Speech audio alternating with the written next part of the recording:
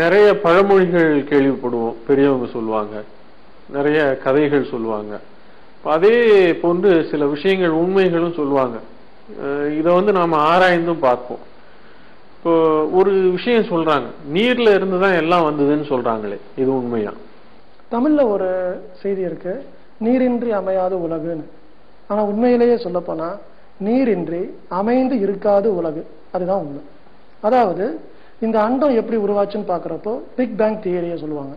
முதல்ல ஒரு பெரிய சூடான ஒரு பொருள் வெடிச்சதுனால ஒரு குரூப் ஆஃப் பிளானட்ஸ் அங்கிருந்து வந்து அதுலதான் சூரியன் நடுவுல நின்று அதை சுத்தி சில பிளானட்ஸ் இருந்துச்சு. அதுலதான் பூமியை சுத்துறது தான் நம்ம சந்திரன். இதுதான் நம்மளுடைய எவல்யூஷன் கான்செப்ட். ஸோ பூமி முதல்ல ரொம்ப சூடான ஒரு விஷயமா இருந்ததுனால அதன் பிறகு அதுல மழை பெஞ்சு கடல் வந்துச்சு. கடல் வந்ததுக்கு அப்புறம் சில காரணங்களால், கடவுளால ஏற்பட்டதா இல்ல ரசாயன மாறுதலால் ஏற்பட்டதாங்கிறது நம்மளுடைய கேள்வி அல்ல, சில மாறுதல்களால் உயிரணுக்கள் உண்டான. இந்த உயிரணுக்கள் கடல் நீரில் இருந்தன. எப்படின்னா அந்த அமீபான்லாம் நீங்க ஸ்கூல்ல பார்த்திருப்பீங்க பாத்தீங்களா, இந்த அமீபா மாதிரியான விஷயங்கள். அதாவது கடல் நீர் அதனுடைய தோல் மூலமா உள்ள வரும், அதனுடைய யூஸ் பண்ணிட்டு அதனுடைய எக்ஸ்கிரீஷனை அந்த தோல் மூலமாவே அமைச்சிரும். இப்படி அமீபா மாதிரி இருந்துச்சு. இந்த அமீபா பல செல்களா மல்டிப்ளை ஆகும் பொழுது அதை விட ஒரு பெரிய ஸ்ட்ரக்சர் ஆச்சு.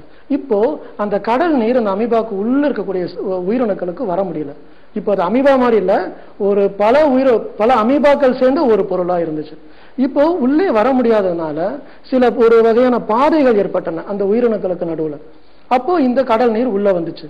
இந்த உயிரினம் இன்னும் பெருசா ஆனதுக்கு அப்புறம் இன்னும் அந்த கடல் நீரால உள்ள வர முடியாததுனால இந்த உயிரினம் யோசிச்சு ஒரு ஹார்ட் மாதிரி, ஒரு பம்பு மாதிரி ஒண்ணு கிரியேட் பண்ணுச்சு. அதுதான் இன்னைக்கு நாம வச்சிருக்கிற ஹியூமன் ஹார்ட். சோ இந்த ஹார்ட் வந்துச்சு, ரத்த நாளங்கள் வந்துச்சு. இந்த உயிரினம் பெருசாகி மீன், அதற்கப்புறம் வரக்கூடிய ரெப்டைல்ஸ், இந்த மாதிரி எல்லாம் குரங்கா இப்படி மனுஷனா நம்ம உட்கார்ந்துருக்கோம். இப்போ உங்க மனசுல ஒரு கேள்வி வரும், குரங்குல இருந்து மனுஷன் வந்தான்னா குரங்கு எப்படி சார் இருக்குது? அதுவும் இருக்கு, நாமும் இருக்கும், அப்ப எப்படி சொல்றீங்கன்னு சொல்றோம். குரங்குல இருக்கும் போது இந்த குரோமோசோம்ஸ் எப்பயுமே டீவியேஷன் ஆகிட்டே இருக்கும். அதனால நாம அம்மா அப்பாவும் இருக்கோம், நாமளும் இருக்கோம். அதே மாதிரி குரங்கும் இருக்கு, மனுஷனும் இருக்கான். அதாவது குரங்குல இருந்து வந்தக்கூடிய ஒரு வகையான குரூப் தான் ஹியூமன் பீயிங்ஸா இன்னைக்கு இருக்கு. அந்த மெயினான குரூப் குரங்காவே மெயின்டைன் ஆயிட்டு இருக்கு.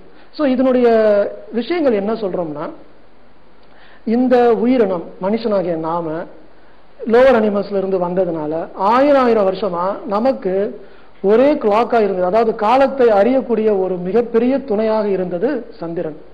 இந்த சந்திரனை பார்த்துதான் நம்ம வந்திருக்கோம் இத்தனை வருஷமா. இப்பதான் நம்ம கிட்ட கிளாக் எல்லாம் இருக்கு, வாட்ச் இருக்கு. அப்ப சந்திரன் தான் ஒரே ஒரு ரெஃபரன்ஸான பொருள். இந்த சந்திரன் 28 நாளைக்கு ஒரு வாட்டி ஒரு சைக்கிள் எடுத்துட்டு வர்றதுனால அதை பார்த்து வளர்ந்தக்கூடிய மனிதனுக்கும் நீங்க பாத்தீங்கன்னா இந்த மென்ஸ்ட்ருவல் சைக்கிள்னு சொல்றாங்க, ரீப்ரொடக்டிவ் சைக்கிள், அதுவும் 28 நாளைக்கு ஒரு வாட்டி தான் அமைஞ்சிருக்கு. இதுதான் சயின்டிஸ்ட் இப்போ ஆராய்ச்சி பண்ணி இந்த 28க்கும் அந்த 28க்கும் என்ன சம்பந்தம் அப்படிங்கறத பத்தி டீடைல்டா ஆராய்ச்சி பண்றாங்க. மோரோவர் நீங்க பிரெக்னன்சியுடைய டைமை பாத்தீங்கன்னா, ஒருத்தங்க பிரெக்னன்ட் ஆகுறது 280 நாள் அந்த ப்ராசஸ். அதாவது 28 × 10. சோ 28ங்கிறது அந்த இடத்துல உண்மையாகுது. நீங்க ஒரு வைரல் ஃபீவர் எத்தனை நாளைக்கு இருக்கு? 7 நாளைக்கு இருக்கு. அதாவது 28 / 4. சோ இவ்வாறு நீங்க பார்க்கும் பொழுது 28 சந்திரன், நாம இதெல்லாம் வச்சு பார்க்கும் பொழுது நாம நீர்ல இருந்து வந்திருக்கோங்கிறது தெளிவா ஆகுது. மோரோவர் இன்னொரு விஷயத்தையும் நாம இங்க பார்க்கணும். சூரிய ஒளி நம்ம கண்ணில் படும் பொழுது நம்ம கண்ணுக்கு பின்னாடி பினியல் கிளாண்ட் அப்படின்ற ஒரு விஷயம் இருக்கு.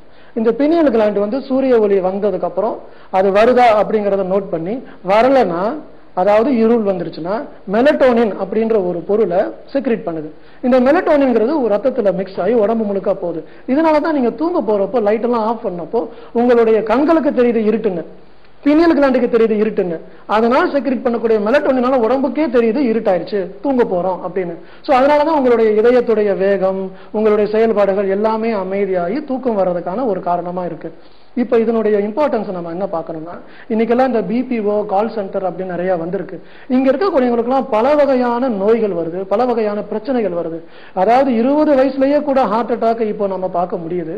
அதே மாதிரி பெண்களுக்கு இந்த மாதவிடாய் ப்ராப்ளம்ஸ் நிறைய இருக்கு. கால் சென்டர் எம்ப்ளாயிஸ்ல தூக்கமின்மை ப்ராப்ளம், மாதவிடாய் ப்ராப்ளம், பிரெக்னன்ட் ஆவறதுல பிரச்சனை, பிரெக்னன்ட் ஆனா அதுல காம்ப்ளிகேஷன்.